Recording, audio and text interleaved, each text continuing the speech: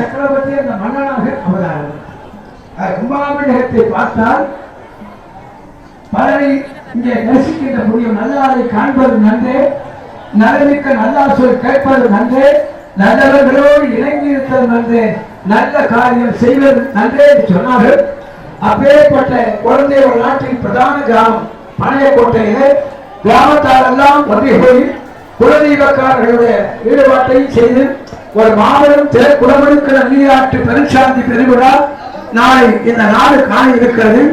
அதற்கான வரலாற்று சேர்ப்பிக்க 3ஆம் கால யாக வேளையில் புராதனமாக சத்திய லோகமே வெளியிலிருந்து அன்னை ஆதி பராசக்தியே தன் பரிவாரங்களோடு யாகசாலையை எழுந்தது போன்று 7 குண்டங்களில் 7 ஆச்சாரியர்கள் மக்கள் 7 வேதிகள் மூலமந்திரங்கள் மாலாமந்திரங்கள் ரகசிய மந்திரங்களை சொல்லி சொல்லி அந்த கிடத்தில் உள்ள தீர்த்தத்துக்கு பவர் ஏற்றிருக்கிறார். பவர் ஏற்று செல்போன சார்ஜ் ஆகிறது மாதிரி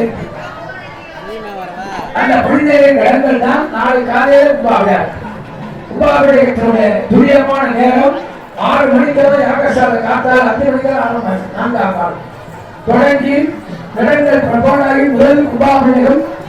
அங்கே வெண்ணெய் விநாயகருக்கு 7 மணிக்கு முதல் உபாபிஷேகம், தொடர்ந்து மூலாலய அபிஷேகம், தொடர்ந்து தொழிலாளர்கள் ஆட்சிக்கு உபாபிஷேகம், தொடர்ந்து எல்லோரும் யாகசாலைக்கு வந்திருந்து 4ஆம் கால வழிபாடுகள் குறித்து 9 மணிக்கு மேல் பாட்டு, 10 மணிக்கு மேல் 10 மணிக்குள்ளே விமானம், மூலாலயம், அபிஷேக அன்னதானம், தொடர்ந்து